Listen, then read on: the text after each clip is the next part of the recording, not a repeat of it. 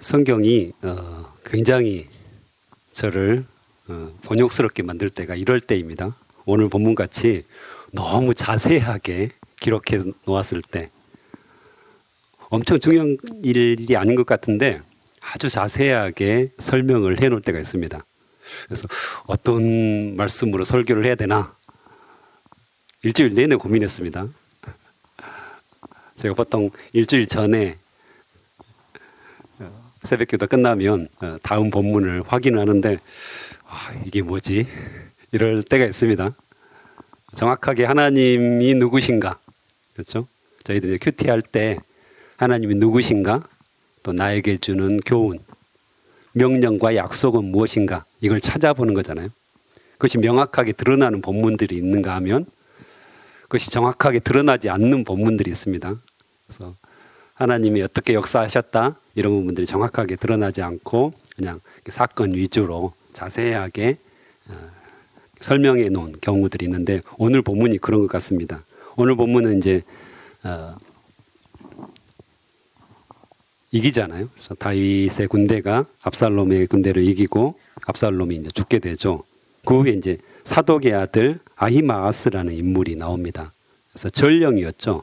소식을 전하는 자. 이 사람인데 이 사람의 이야기가 나오는데 이 이제 압살롬이 죽었잖아요. 압살롬이 죽었기 때문에 굉장히 큰 문제가 되었습니다. 특별히 부탁을 했거든요. 다윗이 압살롬을 죽이지 말라 이렇게 명령을 했기 때문에 모든 군사들이 들었고 이것을 어떻게 말할 것인가 이제 요압 장군도 굉장히 고민이 되었던 것 같아요. 자기가 죽이긴 했지만 이걸 어떻게 다윗 왕에게 말할 것인가 굉장히 고민이 되었고 어떻게 이걸 전할 것인가 이미 이제 이전에 사건들이 있었잖아요. 사울의 죽음을 알렸던 자기가 죽였다고 거짓말했죠. 아말렉 사람이 다윗에게 죽임을 당하죠. 또 이스보셋을 죽였던 두 사람도 역시 동일하게 자기들이 의기양양하게 다윗에게 보고를 했는데 다 죽었거든요. 이런 사례들을 보았을 때 이 압살롬이 죽었다고 보고했을 때 다윗의 행동 이것을 이제 이미 요압은 간파를 하고 있었죠. 그래서 요압 같은 경우도 이미 이제 노세안라는 장군이었거든요. 그래서 굉장히 영악하고 나중에 이제 결국 솔로몬에게 죽임을 당하는데 굉장히 이제 권세를 가지고 있었고 이 당시에 그래서 왕을 능가하는 그런 권세들을 누리고 있었던 상황이기 때문에 이런 사태를 지금 정확하게 간파를 하고 있었죠. 그래서 이제 이 아히마아스가 제가 가겠습니다. 사독의 아들, 제사장의 아들이잖아요. 자기가 가겠다고 하는데 가지 말라고 하죠. 이 일로 인해서 네가 상을 받지 못한다. 굳고 말립니다. 근데 아히마아스가 계속 가기로 원해요. 그래서 그럼에도 불구하고 요압이 구스 사람이 에디오피아, 요즘 에디오피아라고 하는데 거기 이방 사람이거든요. 이 사람을 대신 보내요. 요압이 어떤 의도를 가지고 이방 사람을 보냈는지 의견이 분분할 수 있는데 어쨌든 제가 판단하기에는 죽어도 될 사람, 이스라엘 백성을 보내지 않는 거예요. 지금 이방 사람을 보내서 이 나쁜 소식을 좋은 소식이죠. 승전했으니까 좋은 소식인데 압살롬이 죽었다는 이 사실을 알리게 합니다. 그래서 쭉 가죠. 이 사람이 먼저 출발을 합니다. 그 후에 또 이 아히마아스가 굳이 와가지고 저도 가겠다고 합니다. 이 장면에서 이 아히마아스를 평가하는 평가가 두 부류로 나누어지더라고요. 그래서 한 부류는 상을 받기 위해서 다윗의 마음도 알지 못하고 주인의 마음을 알지 못하고 상을 받기 위해서 가는 어리석은 사람이다. 이렇게 평가하는 경우가 있고 제가 평가하는 것은 오히려 굉장히 충성되다는 쪽으로 평가를 했습니다. 그래서 그 근거는 아히마아스가 이전에도 나오잖아요. 그렇죠? 이전에도 사건이 있습니다. 그때도 구구절절히 계속해서 쫓기는 장면들을 나타내는데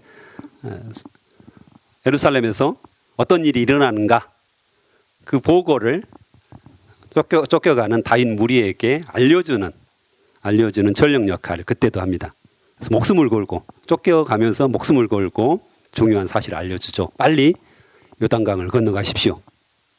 혹시 압살롬 군대가 아이도벨의 계략처럼 사람을 모아가지고 2,000명을 모아가지고 급하게 쫓아와서 공격할 수 있으니까 빨리 요단강을 건너가서 도망가십시오라고 전해주는 결정적인 제보를 이 아히마아스를 통해서 전령 역할을 하죠. 그때도 목숨을 걸고 충성되게 이 일들을 수행합니다.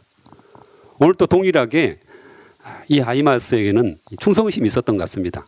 물론 압살롬이 죽었다는 이 사실은 굉장히 불행한 사실이고 왠지 말하기 좀 그런, 나중에도 이제 말을 하지 않잖아요. 무슨 일인지 알지 못하였다. 차마 말을 못한 거죠. 승전 소식은 말했지만 압살롬이 죽었다는 말, 그 말을 차마 하지 못하는.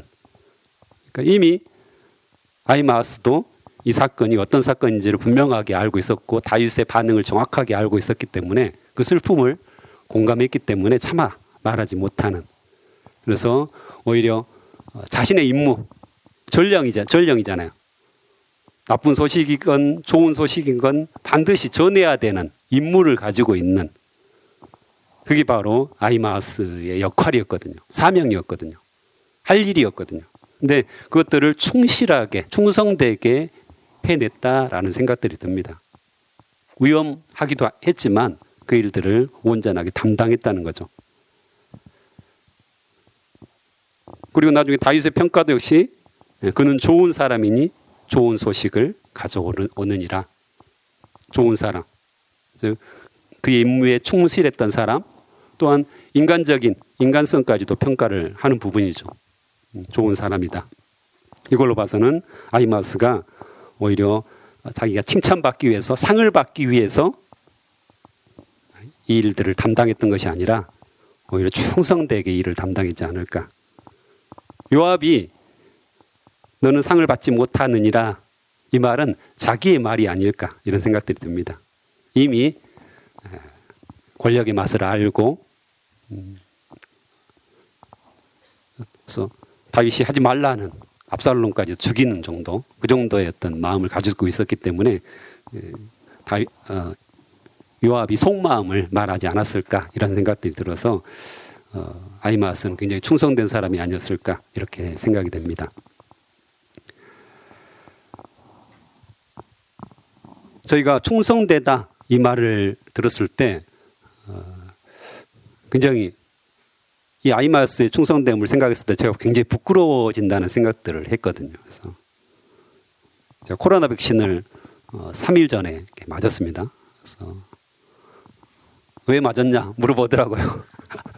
친구들이 왜 맞았냐, 우리 또 카톡방에 친구들, 옛날 시골 친구들이 있거든요. 안 믿는 애들도 있고 해서 왜 맞았냐, 위험하지 않냐. 근데 솔직히 저도 좀 무서웠거든요.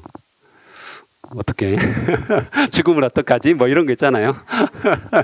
다 그런 생각들을 하잖아요. 우리 부작용이 심하다던데, 죽는 사람이 있다던데, 기도하고 맞았는데 제가 이제 그 친구들한테 나는 빨빨거리고 돌아다니기 때문에 여기저기 많이 돌아다녀서 관련된 사람이 많아서 빨리 맞아야 된다, 그렇게 하고 이제 농담으로 제가 빨리 맞아야 된다 이렇게 이야기했는데, 그러면서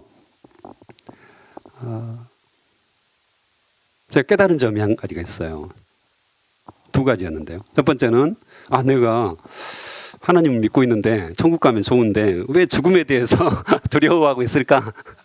늘 말하잖아요. 그래서 나는 천국 가면 좋겠다, 하나님을 만나고 싶다, 이렇게 말하는데 막상 딱 개별 사건이 일어났을 때, 백신이라는 개별 사건이 딱 일어났을 때 내 안에 작은 두려움이 있다는 사실을 알게 되었고요. 놀랍더라고요. 그래서 그렇구나. 말과 현실하고 다르구나, 이 생각들을 하게 되었고, 또 한 가지는 내가 바쁘구나, 이 바쁜 것에 대해서 너무 자랑하고 있구나, 근데 내가 뭐에 바쁘지? 분명히 이야기했잖아요. 제가 이렇게 돌아다니는 일들이 많고 만나는 사람들이 많기 때문에 빨리 맞아야 되겠다 싶어서 빨리 맞게 되었다 이렇게 했는데 내가 뭐에 바쁠까? 그래서 이 충성됨하고 연결이 됐더라고요. 그래서 내가 뭐에 충성되지? 하나님의 사람, 하나님을 믿는 사람, 예수 그리스도를 믿는 사람이 뭐에 바빠야 될까요? 뭐에 충성돼야 될까요? 당연히 복음을 전하고 당연히 내 안에 살아계신 예수 그리스도를 전하는 것. 그 다음에 제자를 삼아서 가르쳐 지키게 하는 것. 전도하고 양육하고. 이거에 바빠야 되는데 만만치 않거든요. 아시잖아요. 전도하고 제자화하는 게 쉬운 일이 아니에요. 왜 쉽지 않나요? 사단이 늘 공격을 합니다. 이건 아주 중요한 일이고 하나님께서 뜻하신 일이기 때문에 모든 인간들이 모든 그리스도인들이 이것을 못하도록 사단이 자꾸 방해를 합니다. 어떻게 방해를 합니까? 바쁜 일을 만들어줍니다. 안락의 길을 만들어줍니다. 더 편한 일들이 많습니다. 전도보다도 제자를 키우는 것보다 안락한 길이 많습니다. 바쁜 길이 많은 거죠. 나 정말 바빠. 나 이거 하고 있어. 나 저거 하고 있어. 나 돈 벌고 있어. 나 아이 키우고 있어. 아이 키우는 것도 이제 양육에 해당되니까 상관없는데요. 나 이것저것 너무 바빠. 근데요, 그런 바쁜 일들을 우리 안에 많이 주는 거예요. 사단이. 그래서 그 일들을 다 처리하고 있느니라 정작 하나님이 우리에게 주신 사명인 전도하고 제자를 삼고 양육하는 일들, 이것을 못하게 하는 겁니다. 목회자라고 다를까요? 목회자도 이게 있습니다. 바쁩니다. 여러 일들을, 사무적인 일들, 수많은 일들을 바쁘게 해서 뭘 못하게 합니까? 전도 못하게 하는 거고요. 사단이 그래요. 사람들을 양육하고 사람들을 만나서 그들을 세우고 격려하고 복음 전도자로 세우고 제자로 세우고 이걸 해야 되는데 이걸 못하게 다른 일, 수많은 일들이 있습니다. 행정적인 일들을 많이 보여주는 거죠. 그래서 하나님께 충성되다. 이거에 대해서 우리가 깊이 있게 묵상을 해볼 필요가 있습니다. 아이마스가 충성되게 자신의 임무들을 담당했거든요. 자기의 사명, 소명들을 담당했거든요. 근데 우리 그리스도인들에게도 사명이 있고 소명이 있습니다. 근데 그것이 너무 좁은 길이고 너무 쉽지 않은 길이기 때문에 안락의 길을 찾습니다. 그래서 바쁘다는 핑계를 대죠. 와, 너 바쁘구나. 그것에 우리가 심취돼가지고 안락하죠. 그쪽이 안락하니까 그 일들을 먼저 합니다. 막 먼저 하다 보면 하나님이 주신 사명과 소명은 다 뒷전에 밀리게 되는. 그리고 나는 열심히 일하고 있어. 열심히 돈 벌고 있어. 열심히 나름대로 최선을 다하고 있어. 충성되게 일하고 있어. 이것에 우리가 안락에 빠져버리는 그런 삶을 살고 있지는 않은지. 어쨌든 우리가 가정에서 아이를 키워도 복음적으로, 그렇죠? 복음을 전하고 제자를 양육하듯이 키워야 되고요. 회사 일을 하더라도 동일하게 그리스도인들은 다른 삶을 살아야 됩니다. 영향력 있게 어떻게 하면 복음을 전할 수 있을까? 어떻게 하면 사람을 키울 수 있을까? 어떻게 하면 하나님의 뜻을 이 회사에 드러낼 수 있을까? 이게 어찌 보면 우리의 사명이고 우리가 충성되게 할 일들이거든요. 모두 그렇게 살 수 있는, 날마다 매 순간 그렇게 살 수 있는 건 아니지만 그래도 하나님께서 원하시는 삶들을 우리가 늘 붙잡고 살아가야 되는데 자꾸 우리가 안락의 길로 빠져 들어가는 거죠. 쉬운 길, 편한 길. 좁은 길은 어려우니까 넓은 길로 가면서 나는 바빠. 나는 열심히 살고 있어. 이런 모습은 아닐까. 이런 생각들을 스스로 하게 되었습니다. 그래서 굉장히 부끄럽더라고요. 저도. 굉장히 바빠 보이잖아요. 제가. 여러 가지 일들 하면서 굉장히 바빠 보이는데 내가 뭐에 바쁘지? 실제로 어제 엔진 오일 갈았는데 그 가는 분이 그러더라고요. 굉장히 키로수를 많이 타신다고. 2만이 넘거든요. 늘 2만이 넘었는데 뭘 이렇게 돌아다니고 있을까? 뭐하고 돌아다니까 나는 이런 생각들을 다시 한번 했습니다. 그래서 정말 하나님 중심으로 하나님 뜻대로 하나님과 소통하면서 움직이는 것이 더 중요하겠구나. 이게 충성이고 이게 하나님께서 원하시는 게 거겠구나. 그냥 다른 일, 뭔가 내가 원하는 일, 안락한 일들을 찾아서 계속해서 돌아다니는 거, 이건 바쁜 것은 의미가 없겠구나. 이런 생각들을 하게 되었습니다. 그런 의미에서 아이마스는 충성되게 자기의 일들을 담당하고 있습니다. 부작용이 있을 수도 있었죠. 부작용이 있을 수도 있었지만 그대로 그 일들을 담당하고 있는 모습이 저에게 귀하게 보였습니다. 이 소식을 듣고 어때요? 나중에 이제 구스 사람이 나중에 도착하잖아요. 그래가지고 압살롬이 죽었다. 이렇게 했을 때 이 다윗이 통곡을 하죠. 통곡을 하면서 웁니다. 그래서 내 아들아, 내 아들아, 압살롬아, 압살롬아, 내 아들아, 내 아들아. 계속해서 아들의 이름을 불러가면서 이렇게 우는. 그래서 다윗이 굉장히 슬퍼하잖아요. 그 모습을 보면서 다윗에게 정말 복잡한 마음이 있었겠다.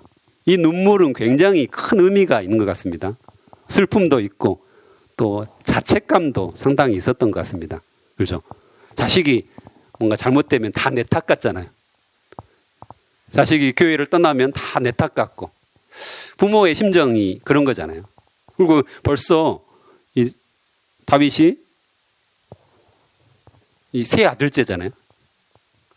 첫째 이제 바세바 사이에 낳았던 아이도 바로 죽었고 암논이 또 죽었잖아요. 거기다가 이제 이 압살롬까지 죽었으니까 벌써 세 아들을 먼저 보낸 거잖아요. 그런 어떤 자책감도 상당히 있었을 것이고, 그래서 또 바세바와 동침함으로 거기서부터 이제 죄악의 씨앗이 계속해서 번져가는 것들을 아마 다윗도 충분히 인식하고 있었기 때문에 자기의 어떤 죄 때문에 이렇게 아들들이 죽어가는 모습들, 그런 어떤 생각들이 이렇게 생각되었을 것이고요. 또 암논 사건이 터졌을 때 그냥 분명하게 처리를 했으면 좋은데 징계를 하고 용서를 하고, 근데 그냥 수수방관하잖아요. 그런 마음도 들었을 것이고, 또 압살롬이 도망갔다가 예루살렘에 돌아왔을 때 진짜 용서하고 깊이 있게 받아들였어야 되는데 그냥 내쳐버리잖아요. 내버려 두고 보기 싫은 거죠. 꼴 보기 싫은 거죠. 이런 마음까지도 들었을 것이고, 그래서 이 다윗의 어떤 회한의 눈물, 복잡한 마음 속에서 우러나온 이 탄식이고 눈물이 아니었을까, 이런 생각들이 들어요. 그래서 어찌 보면 우리 인간들이, 우리 사람들이 이런 마음들이 늘 있죠. 특별히 부모라면 자식들이 뭔가 잘못되었을 때 내 잘못 같고, 내가 잘못 본을 보인 것 같고, 내가 잘못 살아온 것 같고, 이런 어떤 마음들이 늘 우리 안에 있죠. 복잡한 마음이잖아요. 그렇죠? 복잡한 마음들이 있는데 이 눈물과 이 아픔을 예수 그리스도까지 연결되는 것으로 이렇게 저는 봤거든요. 그래서 예수님의 십자가 사건에서 예수님께서 통곡하시면서 어찌 보면 큰 소리로 외치시면서 절규하시면서 엘리 엘리 라마 사막다니 하시잖아요. 나의 하나님, 나의 하나님, 어찌하여 나를 버리셨나이까? 이 다윗의 어떤 심정과 예수님의 심정이 비슷할 거라는 생각이 드는데 그 상황과 결과는 다 다르죠. 예수님은 십자가의 그 외침, 십자가의 통곡을 통하여서 어때요? 용서와 사랑을 보여주시는 거잖아요.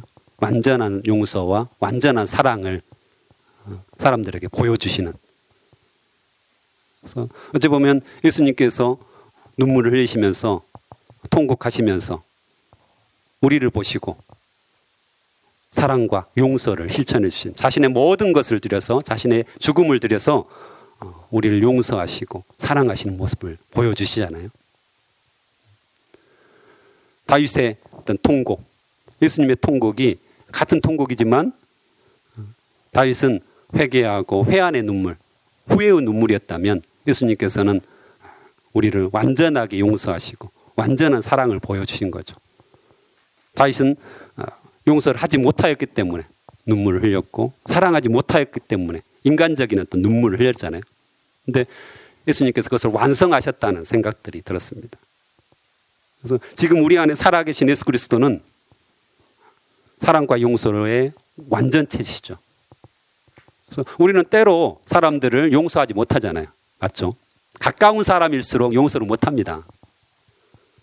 특별히 생각해 보십시오 라고 제가 말했을 때 여러분들이 내가 용서하지 못한 사람이 누굴까?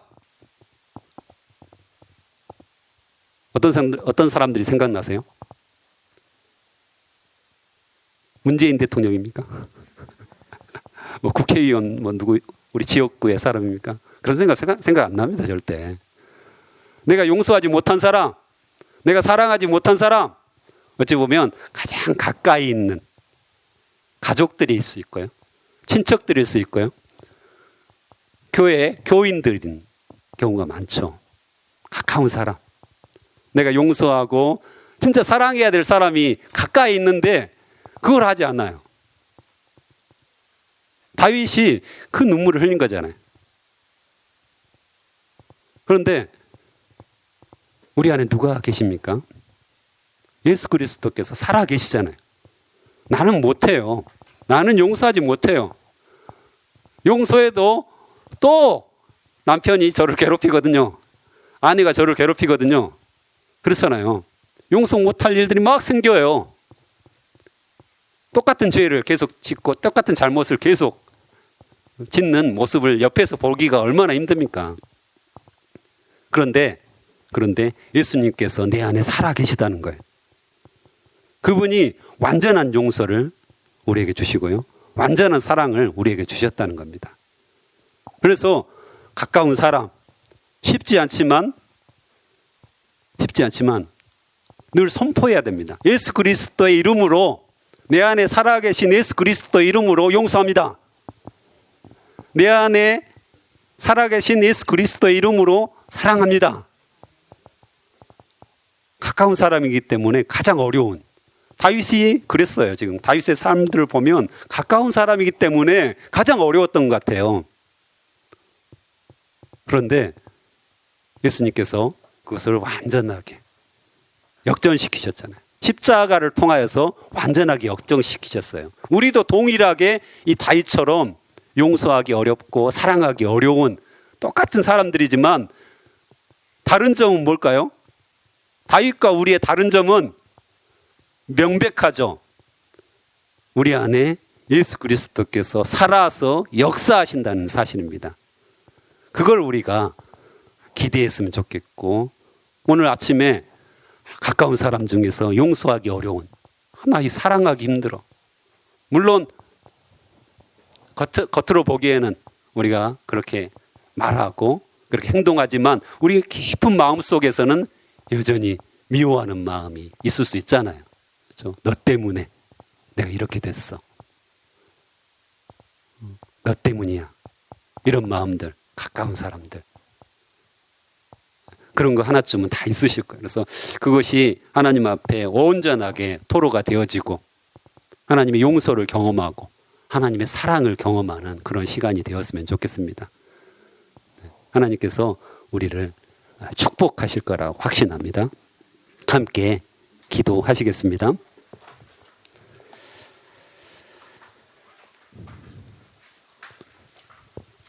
하나님 아버지, 감사합니다. 우리가 늘 바쁘다는 이유로, 늘 일이 많다는 이유로, 일이 많아서 피곤하다는 이유로 정작 하나님께 충성해야 되고 복음을 전하고 사람을 살리는 일, 우리 주변에 수많은 사람들을 맡겨주셨는데 정작 그 일을 하지 않는 저희의 죄를 용서하여 주시옵소서. 안락의 길을 찾아가고 더 쉬운 길, 더 편한 길을 사단이 보여줄 때 거기에 혹해가지고 아버지 그것에 편안함을 누리고 있는 저희의 죄를 용서하여 주시옵소서. 저와 우리 성도들 불편하게 도와주시옵소서. 하나님의 뜻을 생각하면서 이 땅에서 너무 편안하게 살지 않게 하시고 아버지여 나그네처럼 살면서 불편한 삶을 살게 하시고 예수 그리스도의 복음을 전하지 않고는 사람들을 세우지 않고는 양육하지 않고는 우리 안에 불편한 마음이 있게 도와주시옵소서. 주님, 우리가 안락의 길을 선택하지 않게 하시고 좁은 길을 선택하게 하시고 불편한 길을 선택하면서 하나님의 뜻에 따라서 충성된 삶을 살 수 있도록 인도하여 주시옵소서. 또한 아버지여 다윗의 용서하지 못하는 모습과 사랑하지 못하는 모습을 보고 탄식하는 그런 모습을 보았습니다. 우리 안에 예수 그리스도가 살아계시기에 역사하시기에 정말 우리 가까운 사람들, 우리 주변의 사람들, 나하고 친한 사람들을 용서하지 못하는 마음들이 있다면 또한 사랑하지 못하는 마음들이 있다면 우리의 죄를 용서하여 주시옵소서. 예수 그리스도의 십자가의 그 용서와 예수 그리스도의 십자가의 그 사랑으로 말미암아 우리가 그들에게 다가가서 용서를 선포하게 하시고 사랑을 아버지 선포할 수 있도록 인도하여 주시옵소서. 우리 마음속 깊은 곳에서 그들과 함께 손을 잡을 수 있는 그런 마음들이 다시금 일어날 수 있도록 인도하여 주시옵소서. 나에게 생각나는 사람이 있습니다. 그 사람을 위해서 먼저 기도하게 하시고 오늘 하루 아버지 찾아가서 만나서 용서를 구하고 받게 하시고 내가 너를 사랑한다고 예수 그리스도의 이름으로 예수 그리스도의 십자가의 그 사랑으로 내가 너를 사랑한다고 분명하게 말할 수 있도록 인도하여 주시옵소서. 주님께서 오늘 또 귀한 시간 그런 시간을 갖게 하여 주실 것을 믿사오며 예수님의 이름으로 기도합니다. 아멘.